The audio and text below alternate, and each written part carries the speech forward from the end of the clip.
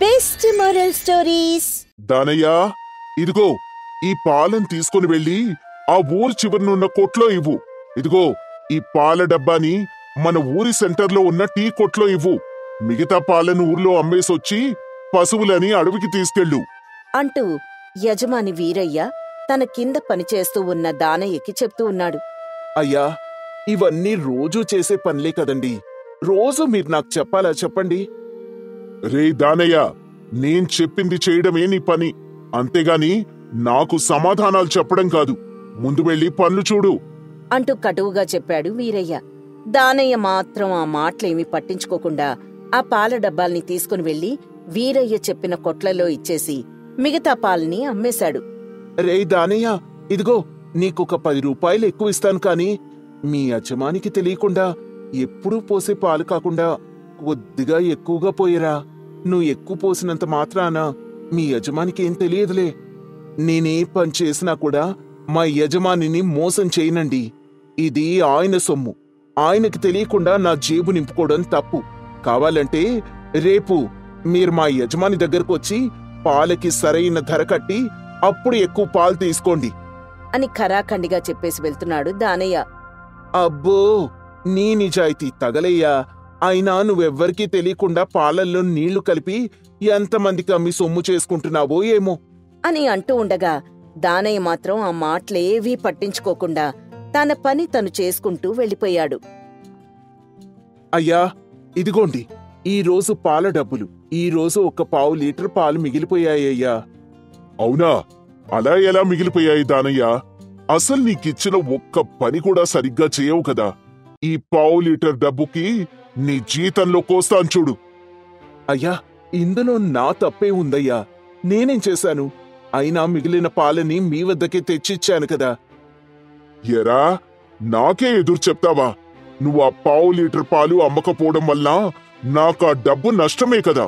అందుకే నీ జీతంలో కోస్తున్నాను అంటూ చాలా కోపంగా చెప్పాడు వీరయ్య. దాంతో దానయ్య, అలాగే అయ్యా, మీరు నా జీతంలో కోసేయండి. అయితే ఆ పాలను నేను ఇంటికి తీసుకుని వెళ్తాను. అవునా? అలా అయితే ఆ పాల డబ్బులు ఇచ్చేసి తీసుకునెళ్ళు. అదేంటయ్యా, ఆ పాల డబ్బుల్ని నా జీతంలో ఎలాగో కోస్తున్నారు కదా, మళ్ళీ డబ్బెందుకు కట్టాలి? నీ జీతంలో డబ్బులు కోసేది ఇంకొకసారి పని ఒళ్ళు దగ్గర పెట్టుకొని చేయాలని. అలాగే నాకు నష్టం వచ్చింది కాబట్టి. కాని నిన్నెందుకు డబ్బులు అడుగుతున్నాను అంటే నువ్వు నా దగ్గర పాలు కొంటున్నావు కాబట్టి అని చెప్పగానే వీరయ్య పిసినార్తనం గురించి ముందే తెలిసిన దానయ్య ఏమీ అనలేక ఆ పాల డబ్బులు చెల్లించి పశువుల్ని అడవికి తోలుకుని వెళ్లాడు. పొద్దంతా పశువుల్ని అడవిలో మేపి సాయంత్రానికి ఇంటికి తోలుకొనొచ్చాడు. వచ్చావా? నీకోసమే ఎదురు చూస్తున్నాను. త్వరగా పాలు పిండు. ఈ రోజు నేను బయటికి వెళ్ళాలి. అలాగే అయ్యా, ఇదిగో ఇప్పుడే పిండేస్తాను అంటూ దానయ్య గేదెల దగ్గరికి వెళ్లి పాలు పితుకుతూ ఉన్నాడు. వీరయ్య నిలబడి చూస్తూ ఉన్నాడు. ఈ మధ్య గేదెల అడవిలో సరిగ్గా తిండం లేదనుకుంటా. సరిగ్గా పాలివ్వడం లేదు. నీ పని అడవిలో పశువుల్ని మేపడమే కదా. అవి సరిగ్గా తింటున్నాయో లేదో చూసుకోనవసరం లేదా? అయ్యా, గేదెలు సరిగ్గానే పాలిస్తున్నాయి. మళ్ళీ ఎదురు సమాధానం అంటూ వీరయ్య గట్టిగా అరిచాడు. దానయ్య ఏమీ మాట్లాడకుండా పాలు పితుకుతూనే ఉన్నాడు. అలా లక్ష్మి అనే గేదె దగ్గరికి వెళ్లి పాలు పితుకుతూ ఉండగా ఆ గేదె నుండి పాలు మాత్రం రావడం లేదు. అది చూసిన వీరయ్య, అదేంట్రా దానయ్య, ఈ గేదె నుండి పాలు రావడం లేదేంటి? ఇది దూడని కని నెల కూడా అవ్వలేదు. అదేనయ్యా, నాకు అర్థం కావడం లేదు. ఈ రోజు పొద్దున కూడా ఇదిగో ఈ గిన్నె నిండా పాలిచ్చింది. ఇప్పుడేమో చుక్క పాలు కూడా ఇవ్వడం లేదు. నిజం చెప్పురా దానయ్య. పొద్దున్న పాలకి నీ దగ్గర డబ్బులు తీసుకున్నానని మనసులో కోపం పెట్టుకొని నాకు తెలియకుండా ఈ గేదె పాలన్నీ పిండేసి అమ్ముకొనొచ్చావు కదా. అయ్యయ్యో, నేనలా ఎందుకు చేస్తానయ్యగారు? నిజంగా నాకు ఈ గేదె ఎందుకు పాలివ్వడం లేదో అర్థం కావడం లేదు. నాకు తెలిసి దూడ పాలన్నీ తాగేసింది కావచ్చు. దూడ పాలన్నీ తాగేస్తూ ఉంటే నువ్వేం చేస్తున్నావురా? చెట్టు కింద తొంగున్నావా? నీ నిర్లక్ష్యం వల్లే ఈ పని జరిగింది కాబట్టి ఈ పాల డబ్బులు కూడా నీ జీతంలో కోస్తున్నాను. అలాగే రేపు పశువుల్ని తీసుకెళ్లేటప్పుడు దూడని ఇక్కడ కట్టేసి వెళ్ళు అని చెప్పి వీరయ్య అక్కడ్నించి వెళ్ళిపోయాడు. ఆ మరుసటి రోజు దానయ్య ఎప్పట్లానే పాలని ఊర్లో అమ్మేసి దూడని ఇంటి దగ్గరే కట్టేసి పశువుల్ని అడవికి తోలుకొని వెళ్ళిపోయి మళ్లీ సాయంత్రం ఇంటికి చేరుకున్నాడు. దానయ్య, ఈ రోజైనా ఆ గేదె పాలిస్తుందా? అయ్యో, మనం దూడని ఇంటి దగ్గరే కట్టేశాం కదయ్యగారు, ఇక పాలెందుకివ్వదు? ధారాళంగా ఇస్తుంది చూడండి అంటూ దానయ్య లక్ష్మీ గేదె దగ్గరికి వెళ్లి పాలు పితకడం మొదలుపెట్టాడు. కాని ఒక్క చుక్క పాలు కూడా రావడం లేదు. అది చూసి వీరయ్య కోపంగా, ఏరా దానయ్య, నిన్న గేదె పాలివ్వకపోతే దూడ తాగేసింది అని కథలు చెప్పావు. మరి ఈ రోజేం కథ చెప్తావు? అయ్యయ్యో అయ్యగారు, అదే నాకు అర్థం కావడం లేదు. అసలు ఈ గేదె పాలెందుకు ఇవ్వడం లేదో. నాకు మాత్రం పూర్తిగా అర్థమైందిరా. నువ్వు నా పాలని బయట అమ్ముకొని సొమ్ము చేసుకుంటున్నావని. ఇలా ఎన్ని రోజుల నుండి చేస్తున్నావో చెప్పు. అమ్మో అమ్మో అమ్మో, నీ వల్ల నేనెంత నష్టపోయాను అంటూ వీరయ్య కోపంగా పెద్దగా దానయ్య మీద అరుస్తూ ఉన్నాడు. అప్పుడు దానయ్య భయపడుతూ, అయ్యా, నిజంగా నేనే పాలని అమ్ముకోలేదయ్యా. నాకీ గేదె పాలెందుకు ఇవ్వడం లేదో తెలియడం లేదయ్యా. అబద్ధం చెప్పకురా దానయ్య, నాకంతా అర్థమైంది. ఇక నువ్వు రేపటి నుండి పనిలోకి రాకు. ఇన్ని రోజులు పనిచేసిన జీతం కూడా నా దగ్గరే పెట్టుకుంటాను. అయ్యా అయ్యా, అంత పని మాత్రం చేయకండయ్యా. నాకు ఊహ తెలిసినప్పటి నుండి నేనీ పశువుల్ని కాసుకుంటూ బతికిన వాణ్ణి. వీటి నుండి నన్ను దూరం చేయకండయ్యా. నాకీ పని తప్ప ఇంక వేరే ఏ పని రాదు. ఈ భయం నీకు తప్పు చేయకముందు ఉండాలిరా. అయ్యా, నేనసలు ఏ తప్పు చేయలేదయ్యా. కావాలంటే నాకింకొక్క అవకాశం ఇవ్వండి. రేపు కూడా ఈ గేదె పాలివ్వకపోతే నేనే పని మానేసి వెళ్ళిపోతానయ్యా అంటూ దానయ్య యజమానైన వీరయ్యని ఎంతగానో వేడుకున్నాడు. అప్పుడు వీరయ్య, సరే సరే, నువ్వింతలా ప్రాధేయపడుతున్నావు కాబట్టి నీకొక్క అవకాశం ఇస్తున్నాను. రేపు కనుక ఈ గేదె పాలివ్వలేదో నీ అంతట నువ్వే పని మానేసి వెళ్ళిపోవాలి అని చెప్పగా అందుకు దానయ్య సరే అని ఒప్పుకున్నాడు. ఆ మరుసటి రోజు మళ్లీ పశువుల్ని అడవికి తీసుకుని వెళ్లాడు. ఈ రోజు ఎలా అయినా సరే ఆ గేదె పాలని ఎవడైనా దొంగలిస్తున్నాడో ఏంటో చూడాలి అని అనుకుంటూ దానయ్య ఆ గేదె వైపే చూస్తూ ఉన్నాడు. అలా కొద్దిసేపు గడిచిన తర్వాత దానయ్యకి ఒక్కసారిగా ఆ గేదె కనిపించలేదు. దానయ్య చుట్టూ చూశాడు. ఎక్కడా కూడా కనిపించలేదు. అరే, ఇప్పటి వరకు నా కళ్ళ ముందున్న గేదె ఎటుపోయింది అని అనుకుంటూ అడవంతా గాలించినా ఎక్కడా కనపడలేదు. అలా సాయంత్రం వరకు చూడగా అప్పుడు ఆ గేదె మళ్లీ పశువుల మధ్యలో కనిపించింది. దానయ్యకది చూసి ఏమీ అర్థమవ్వలేదు. భయపడుతూనే ఇంటికి వెళ్లి గేదె పాలు పితికాడు. కాని చుక్క పాలు కూడా రాలేదు. ఇప్పుడు చెప్పరా దానయ్య, ఏం చేస్తావిప్పుడు అని యజమాని వీరయ్య అడగ్గా దానయ్య మౌనంగా అక్కడ్నించి వెళ్ళిపోయాడు. ఆ తర్వాతి రోజు నుండి దానయ్య మళ్లీ పనిలోకి వెళ్లలేదు. దాంతో ఊర్లో వారంతా నిజంగా దానయ్యే పాలని దొంగతనంగా అమ్ముకున్నాడని అనుకుంటూ ఉండడంతో, నేనేం చెయ్యకున్నా ఊర్లో వాళ్ళందరూ నన్ను దొంగలా చూస్తూ ఉన్నారు. అసలు ఆ గేదె పాలు ఏమవుతున్నాయో కనుక్కుంటాను అని అనుకుని దానయ్య మరుసటి రోజు అడవిలో మేతకు వెళ్లిన పశువుల దగ్గరికి వెళ్లి ఆ గేదెనే చూస్తూ ఉన్నాడు. అప్పుడు ఆ గేదె నడుచుకుంటూ వెళ్లి ఆ అడవిలో ఉన్న గుడిసెలోకి వెళ్ళింది.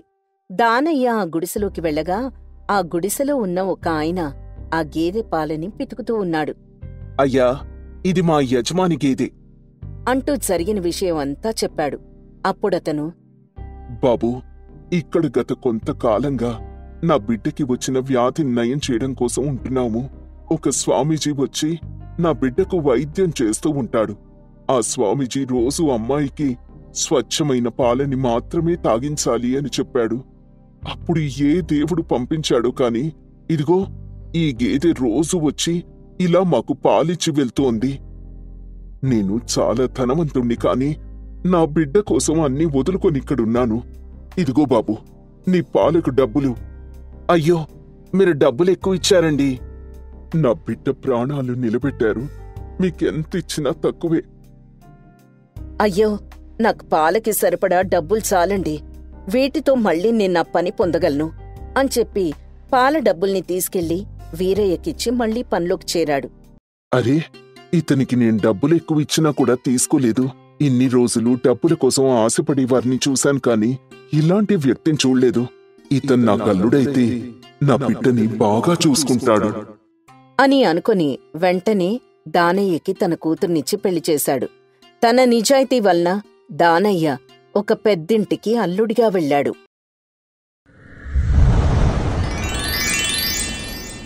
రాజారాంపురం అనే ఓ అందమైన గ్రామం ఉండేది. ఆ గ్రామంలో ఉండే ప్రజలందరూ చాలా తెలివిగా పనిచేసేవాళ్లు. గ్రామ అభివృద్ధి కోసం ఎంతో కృషి చేసి మంచి అభివృద్ధిలోకి తీసుకొస్తారు. ఈ గ్రామంలో సుందర్రావు, మల్లేష్ వీరిద్దరూ బాగా చదువుకున్నవాళ్లు. అలాగే సుందర్రావు గ్రామంలో ఉన్న ప్రజలకు ఎటువంటి సమస్య వచ్చినా పరిష్కరించేవాడు. ఒకరోజు రచ్చబండ దగ్గర సుందర్రావు, మల్లేష్ ఇద్దరూ మాట్లాడుకుంటూ ఉంటారు. మల్లేష్, మన గ్రామం కాస్త అభివృద్ధి చెందింది. ఇంకా బాగా అభివృద్ధి చేయాలి. మన గ్రామంలో ఉన్న ప్రజలందరూ ఒకే మాటపై ఉంటున్నారు కాబట్టి నా దగ్గర ఒక మంచి ఆలోచన ఉంది. ఆ ఆలోచన ప్రకారం మన గ్రామాన్ని అభివృద్ధి చేయాలి. రాబోయే రోజులొచ్చేసరికి మన గ్రామంలో ఉన్న ప్రజలందరూ చిన్న పెద్ద అనే తేడా లేకుండా కాస్త ధనవంతులై ఉండాలి. ఇలా కష్టజీవులు కాకుండా ఉండాలి. అవును సుందర్రావు, నీ ఆలోచన నాకు బాగా నచ్చింది. గ్రామం కోసం నువ్వు ఎంత ఆరాటపడుతున్నావు నీ కళ్లల్లో, నీ మాటల్లో నాకు తెలుస్తోంది. గ్రామ అభివృద్ధితో పాటు ప్రజల ఆరోగ్యం కూడా బాగా ఉండేలా చూడాలి. అది ఎలాగంటే, కలుషితమైన నీరు, కలుషితమైన ఆహారం మన ప్రజలు ఎక్కువగా తింటున్నారు. వాటి వల్ల కొత్త జబ్బులు వస్తున్నాయి. కాబట్టి ఆరోగ్యం పట్ల కూడా మనం కాస్త శ్రద్ధ తీసుకోవాలి. అవును మల్లేష్, మన ఊర్లో ఉన్న ప్రజలు ఎక్కువగా చెరువు నీళ్లే తాగుతున్నారు. మనకెక్కడ మంచినీళ్ల బావి లేదు. అలాగే రసాయన ఎరువులు వాడి పండిస్తున్న పంటల్ని తింటున్నారు. కాబట్టి మన ప్రజలందర్నీ రచ్చబండ దగ్గరికి పిలిపించి ఈ సమస్యను వాళ్ళకి చెప్పాలి. అలా చెప్పడం వల్ల వాళ్లకు కూడా కొంచెం జ్ఞానం కలిగి మనతో పాటు చేతులు కలిపితే ముందు మంచినీళ్ల బావిని తవ్వించవచ్చు. అలాగే అని చెప్పి ప్రజలందర్నీ రచ్చబండ దగ్గరికి పిలిపించాడు మల్లేష్. ప్రజలందరికీ నా నమస్కారాలు. నేను మీ అందర్నీ ఇక్కడికి ఎందుకు పిలిపించానంటే, మనం తాగునీటికి చాలా ఇబ్బంది పడుతున్నాం. అందరం చెరువులో నీరే తాగుతున్నాం. చెరువులో కలుషితమైన పదార్థాలు కలుస్తున్నాయి. అలాగే పశువులు కూడా అక్కడే స్నానం చేస్తున్నాయి, అవే నీళ్లు తాగుతున్నాయి. అంతేగాక గ్రామంలో ఉన్న ప్రజలందరూ కూడా చెరువులోనే స్నానాలు చేస్తున్నారు. ఇలా రకరకాల వ్యర్థ పదార్థాలు చెరువుల్లో కలవడం వల్ల, ఆ నీరు తాగడం వల్ల కొన్నాళ్లకు ఎన్నో రకాల జబ్బుల పాలైపోతాం మనం. అలాగే అన్ని రసాయనిక ఎరువులను వేసి పంటలను పండించి తినడం వల్ల చిన్న వయసులోనే మధుమేహం, గుండె జబ్బుల్లాంటివి వస్తున్నాయి. కాబట్టి మల్లేష్, నేను ఇద్దరం కలిసి ఒక నిర్ణయానికొచ్చాం. మనందరం కలిసి మన ఊరి చివర్లో ఒక పెద్ద బావిని తవ్వితే బావుంటుందనుకుంటున్నాం. కాబట్టి మీ అందరూ మాకు కాస్త సహకరించాలి. ఆరోగ్యమే మహాభాగ్యం అంటారు. మన ఆరోగ్యం బావుంటేనే మనం ఏ పనినైనా చేయగలం, ఏవైనా సాధించగలం.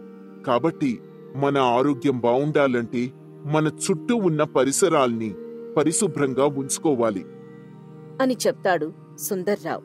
ప్రజలందరూ ఆలోచించి, మీరు చెప్పింది చాలా సరైన పద్ధతండి అని అందరూ కలిసి తలో చెయ్యి వేసి నేలను బాగా లోతుగా తవ్వి మట్టంతా తీసి ఒక పెద్ద బావిని తవ్వుతారు.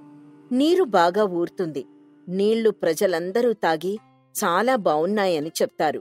అప్పట్నుంచి ఆ ఊర్లోని ప్రజలందరూ చెరువులో నీళ్లు తాక్కుండా బావిలో ఉన్న నీర్నే తాగుతూ ఉంటారు. అలాగే రసాయన ఎరువులు వేయకుండా వాటికి బదులు సేంద్రియ ఎరువులు వేసి పంటలను పండిస్తారు. ఇలా రోజులు గడుస్తూ ఉంటాయి. ప్రజలందరూ చాలా సంతోషంగా వ్యవసాయ పనులు చేసుకుంటూ ఉంటారు. ఆ ఊర్లో ఉన్న ప్రజలు ఎక్కువగా మేకల్ని, ఆవుల్ని పెంచుతూ ఉంటారు. వాటి నుండి వచ్చిన ఆదాయంతో వాళ్ళు జీవనాన్ని కొనసాగిస్తూ ఉంటారు. ఆవుల్ని, మేకల్ని మేతకు తీసుకుని వెళ్లి మళ్లీ సాయంత్రం వాటిని తీసుకొచ్చి ఊరి వారందరూ ఒకే దగ్గర ఒక పెద్ద స్థలంలో ఉంచేవాళ్లు. అలాగే ఉదయాన్నే లేచి ఎవరి మేకల్ని వాళ్ళు, ఎవరి ఆవుల్ని వాళ్ళు పోల్చుకొని మేతకి తీసుకొని వెళ్లేవాళ్లు. ఇలా రోజులు గడుస్తూ ఉంటాయి. ఊరికి దగ్గర్లో ఒక చిన్న కొండలాంటిది ఉంటుంది. ఆ కొండపై ఎప్పట్నుంచో ఎలుగుబంటి తిరుగుతూ ఉంటుంది. దానికి ఆహారం దొరక్క కడుపు మంటతో ఊర్లోకొచ్చి రాత్రి సమయంలో మేకల్ని ఆవుల్ని తినేస్తూ ఉండేది. అలా రోజురోజుకి మేకలు ఆవుల సంఖ్య తగ్గిపోతూ ఉంటుంది. ప్రజల్లో మేకల్ని ఆవుల్ని ఎవరో తీసుకెళ్లి అమ్ముకుంటున్నారు అనే సందేహం వస్తుంది. వాళ్లలో వాళ్లు రోజూ గొడవ పడుతూ ఉండేవాళ్లు. కాని ఒకరోజు ఈ విషయం సుందర్రావు దగ్గరికి వెళ్తుంది. సుందర్రావు మల్లేష్ని పిలిపించి ఇలా అంటాడు. మల్లేష్, ఆ ఆవుల్ని మేకల్ని ఎవరు తీసుకెళ్తున్నారు అన్న విషయాన్ని మనం ఎలా అయినా గమనించాలి. లేకపోతే ఊరి వారందరి మధ్య గొడవలు పెరిగిపోయి ప్రాణాలు పోయే అవకాశం కూడా ఉంటుంది. నోరు లేని మూగ జీవాల్ని ఎవరు తీసుకెళ్తున్నారు అన్నది మనం తెలుసుకొని వాళ్ళని పట్టుకోవాలి. నేను నీకొక చిన్న ఉపాయం చెప్తాను, దాన్ని పాటించు అని ఒక ఉపాయాన్ని చెవిలో చెప్తాడు. అలాగే సుందర్రావు అంటూ అర్ధరాత్రి సమయం అవుతుంది. ఎవరికీ తెలియకుండా మేకల్ దగ్గర్లో ఉన్న చెట్టు చాటు నుండి చూస్తాడు మల్లేష్. అప్పుడు చూసేసరికి ఎలుగుబంటి వచ్చి ఒక మేకను చంపి తినేసి వెళ్ళిపోతుంది. అది చూసి మల్లేష్ సుందర్రావు దగ్గరికెళ్ళి, సుందర్రావు, మన ఊర్లో మేకల్ని ఆవుల్ని ఎవరూ పట్టుకెళ్ళడం లేదు. ఆ కొండ మీద ఉన్న ఎలుగుబంటి వచ్చి రోజుకొకటి తినేస్తోంది. దాన్నెలాగైనా పట్టుకుని అడవిలోకి తరిమి కొట్టాలి. లేకపోతే ఇలానే దాన్ని వదిలేస్తే ఊర్లో ఒక్క మేకని గాని ఆవుని గాని ఉంచకుండా తినేస్తుంది. మేకలు ఆవులు అన్నీ అయిపోయాక మనల్ని కూడా తినే అవకాశం ఉంది. అది చాలా ప్రమాదకరమైన జంతువు.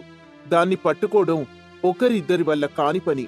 కాబట్టి దీనికేదో పరిష్కారం ఆలోచించి ఈ కొండ నుంచి వెళ్లగొట్టేలా చేద్దాం అనంటాడు మల్లేష్. అవునా మల్లేష్, ఇదంతా ఎలుగుబంటి వల్ల జరుగుతుందా? ఎలాగైనా నువ్వన్నట్టు ఆ ఎలుగుబంటిని మన చుట్టుపక్కల ప్రాంతాల్లో ఉండకుండా చెయ్యాలి. మన ఊరి ప్రజలందర్నీ పిలిపించి మళ్లీ సభ ఏర్పాటు చెయ్యి అంటాడు సుందర్రావు. మల్లేష్ మళ్లీ వెళ్లి ఊరి ప్రజలందర్నీ పిలిపించి సభ ఏర్పాటు చేస్తాడు. సుందర్రావు మల్లేష్ ఇద్దరూ కలిసి జరిగిన విషయమంతా ఊళ్ళో వాళ్లకి చెప్తారు. అందరూ చాలా భయపడి ఆందోళన చెందుతారు. అప్పుడు సుందర్రావు, మీరెవరూ భయపడవలసిన అవసరం లేదు. ఎలుగుబంటినిక్కడి నుంచి తరిమి కొట్టే ప్రయత్నం చెయ్యాలి. రాత్రి సమయంలో ఎవ్వరూ బయటికి రాకుండా నిద్రపోయేటట్టు నటించండి. నేను మల్లేష్కి ఒక చిన్న ఉపాయం చెప్పాను. మల్లేష్ కేకలు వేసినప్పుడు అందరూ కర్రలు పట్టుకుని బయటికి రావాలి. చెప్పింది అందరికి అర్థమైంది కదా?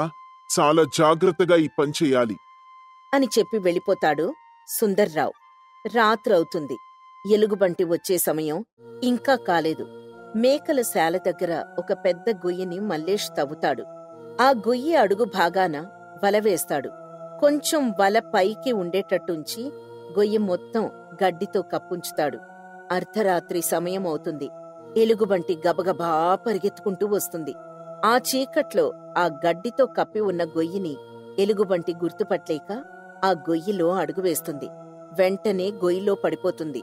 వెంటనే మల్లేష్ కేకలు వేయగానే గ్రామంలో ఉన్న ప్రజలందరూ పెద్ద పెద్ద కర్రల్ని పట్టుకుని పరిగెత్తుకుంటూ వస్తారు.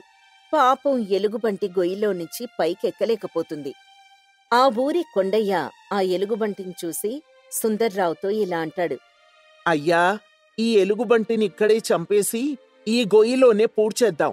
ఎందుకంటే ఈ ఎలుగుబంటిని చంపకుండా ఇలానే వదిలేస్తే మళ్ళీ మన మేకల్ని ఆవుల్ని మనల్ని అస్సలు వదిలిపెట్టదు. కాబట్టి దీన్నెలాగైనా ఇక్కడే చంపేద్దాం. కొండయ్య, నువ్వు చాలా తప్పుగా మాట్లాడుతున్నావు. అది నోరులేని మూగజీవి. ఈ కాలంలో వన్యజీవులు అంతరించిపోతున్నాయి. పైగా దాని కడుపు మంట చల్లార్చుకోవడం కోసం కొండ మీద ఏమీ దొరక్క ఇలా ఊరి మీదకొచ్చిపడి మేకల్ని ఆవుల్ని తింటోంది. కాబట్టి దీన్ని అడవిలో వదిలేస్తే ఏవో చిన్న చిన్న జంతువుల్ని ఆకుల్ని పండ్లన్నీ తింటూ జీవించగలదు. అలా అని మనం దీన్ని మూర్ఖత్వంగా చంపేస్తే దీనివల్ల మనకొచ్చే లాభం ఏమీ ఉండదు అని అంటాడు సుందర్రావు. అందరూ కలిసి ఆ ఎలుగుబంటిని వలతో సహా బయటికి తీసి ఎడ్లబండి మీద చాలా దూరంలో ఉన్న దట్టమైన అడవిలోకి తీసుకెళ్లి వదిలేసి వచ్చేస్తారు. ఆ రోజు నుంచి మేకలు ఆవులు చాలా క్షేమంగా ఉంటాయి. ప్రజల మధ్య ఎలాంటి గొడవలు లేకుండా చక్కగా జీవనాన్ని కొనసాగిస్తూ అదే ఊర్లో సుబ్బయ్య అనే ముసలి వ్యక్తికి తనకి రాబోయే కాలంలో ఏం జరుగుతుంది అన్న విషయం ముందే గ్రహించగల శక్తి ఉంటుంది. కాని ఆ రహస్యం ఎవరికీ చెప్పకుండా ఉంటాడు. ఒకరోజు సుందర్రావు దగ్గరికి సుబ్బయ్య వెళ్లి ఇలా అంటాడు. అయ్యా సుందర్రావు గారు, నాకు చిన్న ఆలోచన వస్తుంది. నేనా ముసలివాడిని. నా మాట కాస్త జాగ్రత్తగా వినండి. ఎందుకు చెప్తున్నారు అనే మాట నన్ను ప్రశ్నించమాకండి. అదేమిటంటే, రాబోయే రోజుల్లో కాలం అనేది ఎలా మారుతుందో ఎవ్వరికీ తెలియదు. కాబట్టి కొన్ని ఔషధ మొక్కలు, అలాగే పండ్ల మొక్కల్ని ఎవరి స్థలంలో ఊళ్ళో వాళ్ళందరూ నాటి పెంచాలి. వాటి వల్ల చాలా ఉపయోగం ఉంటుంది. అయ్యా సుబ్బయ్య గారు, ఎవరితోనైనా నా కబురు పెట్టుంటే నేనే మీ దగ్గరకు వచ్చేవాణ్ణి కదా. ఇంత దూరం మీరు రావాల్సిన పనే ఉంది. మీరు ఔషధ మొక్కలు నాటమంటున్నారు. మంచి ఆలోచనే, నాకు నచ్చింది.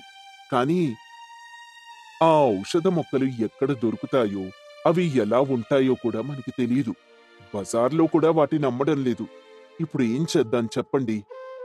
అయ్యా, నాకు తెలిసిన దట్టమైన అడవి ఉంది.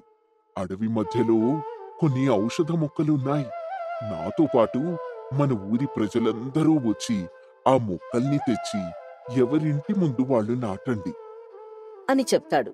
సుందర్రావు వెనక ముందు ఆలోచించకుండా మల్లేష్కి చెప్పి ఊరి ప్రజలందరికీ కబురు పెట్టి సభని ఏర్పాటు చేసి ఔషధ మొక్కల గురించి చెప్తాడు. ఈ మొక్కల వల్ల ఎన్నో ఉపయోగాలున్నాయి. మనకెటువంటి రోగాలొచ్చినా వీటిని ఉపయోగించడం వల్ల మనకి త్వరగా నయమవుతుంది. మనకి దగ్గర్లో హాస్పిటల్ సదుపాయం కూడా లేదు. మన సుబ్బయ్య చెప్పినట్టు అందరం అడవికెళ్లి ఔషధ మొక్కలు తెచ్చి నాటుదామని చెప్తాడు. ప్రజలందరూ కలిసి వెళ్లి ఔషధ మొక్కల్ని తెచ్చి ఎవరింటి ముందు వాళ్ళు నాటుకుంటారు. ఇలా 1 సంవత్సరం గడుస్తుంది. చుట్టుపక్కల ఉన్న గ్రామంలో ఒక అంటువ్యాధి వ్యాపిస్తుంది. ఆ వ్యాధి ఒకరినుంచి ఒకరికి బాగా వ్యాప్తి చెంది ప్రజలకు సరైన మందులు అందక ఎంతో మంది చనిపోతూ ఉంటారు. ఈ విషయం సుందర్రావుకి తెలుస్తుంది. వెంటనే ఏం చేయాలో తెలియక సుబ్బయ్య దగ్గరికి వెళ్తాడు. అయ్యా సుబ్బయ్య గారు, మీరు చెప్పినట్టుగా చుట్టుపక్కల గ్రామంలో అంటువ్యాధి బాగా వ్యాప్తి చెంది ఎంతో మంది ప్రజలు చనిపోతున్నారు. ఇప్పుడు మన గ్రామానికి కూడా ఆ వ్యాధి సోకే ప్రమాదం చాలా దగ్గరలో ఉంది. నాకు చాలా భయంగా ఉంది. ఏం చేయాలో తెలియక మీ దగ్గరకొచ్చాను. మీరే ఏదైనా ఉపాయం చెప్పాలి. మీరేం భయపడకండి సుందర్రావు గారు. ఎందుకంటే మన ఔషధ మొక్కలు అందరూ పెంచుతున్నారు కదా. వాటి నుంచి కొన్ని మొక్కల్ని తీసుకుని కషాయాన్ని నేను తయారు చేస్తాను. ప్రజలందరికీ ఆ కషాయాన్ని ఇస్తాను. ఆ కషాయం తాగడం వల్ల ఎటువంటి అంటువ్యాధి మన దగ్గర కూడా రాదు. ఒకవేళ వచ్చినా దానివల్ల మనకి ఎలాంటి ప్రమాదం ఉండదు. ఈ కషాయాన్ని రోజుకొక్కసారైనా తాగాలి. దాంతోపాటు మంచి పౌష్టిక ఆహారాన్ని తీసుకోవాలి అని చెప్తాడు. సుందర్రావు ప్రజలందర్నీ పిలిపించి వాళ్లతో ఇలా అంటాడు. మీ అందరికీ ఒక విషయం చెప్పడం కోసం ఈ సభను ఏర్పాటు చేశాను. అదేంటంటే, ఒక ప్రమాదం మనకు పొంచి ఉంది. ప్రతి గ్రామంలో ఒక అంటువ్యాధి వ్యాపిస్తోంది. అది మన గ్రామానికొచ్చే అవకాశం కూడా ఉంది. ప్రజలందరూ చాలా జాగ్రత్తగా ఉండండి. మన ఔషధాలతో తయారు చేసిన కషాయాన్ని సుబ్బయ్య గారు ప్రతి ఒక్కరికీ ఇస్తారు. ఆ కషాయాన్ని ప్రతిరోజూ తాగుతూ ఉండాలి. ఒకరింటికి ఒకరు ఈ సమయంలో వెళ్లడం మంచిది కాదు. ఎవరింట్లో వాళ్లే ఉండండి. అందరూ మంచి ఆకుకూరలు, అలాగే పౌష్టికాహారాన్ని తీసుకుని నీళ్లు మరగబెట్టి తాగండి. ఇలా చేయడం వల్ల అంటువ్యాధి అంత వేగంగా వ్యాప్తి చెందదు. ఎవరూ భయపడకండి అని కొంత ధైర్యాన్ని చెప్తాడు. ప్రజలందరూ అయినా కూడా భయపడుతూ ఉంటారు. ఇలా 2 రోజులు గడుస్తుంది. అంటువ్యాధి ఈ గ్రామంలో ఒకరిద్దరికొస్తుంది. సుబ్బయ్య కషాయాన్ని తెచ్చిస్తాడు. గ్రామంలో ఉన్న ప్రతి ఒక్కరూ సుందర్రావు చెప్పిన విషయాల్ని పాటిస్తూ సుబ్బయ్య తయారు చేసిచ్చిన కషాయాన్ని తాగుతూ పౌష్టికాహారాన్ని తీసుకుంటారు. అలా ప్రతిరోజు సుబ్బయ్య చెప్పిన విషయాన్ని పాటించడం వలన అంటువ్యాధి వచ్చిన వాళ్ళకి నయమవుతుంది. వేరే వాళ్లకి సోకకుండా ఉంటుంది. ఈ విధంగా ఈ గ్రామంలో ఉండే ప్రజలందరూ తెలివిగా కషాయాల్ని వాడ్డం వల్ల ఎటువంటి అంటువ్యాధినైనా తట్టుకోగల శక్తి కలిగి ప్రమాదం నుంచి బయటపడతారు.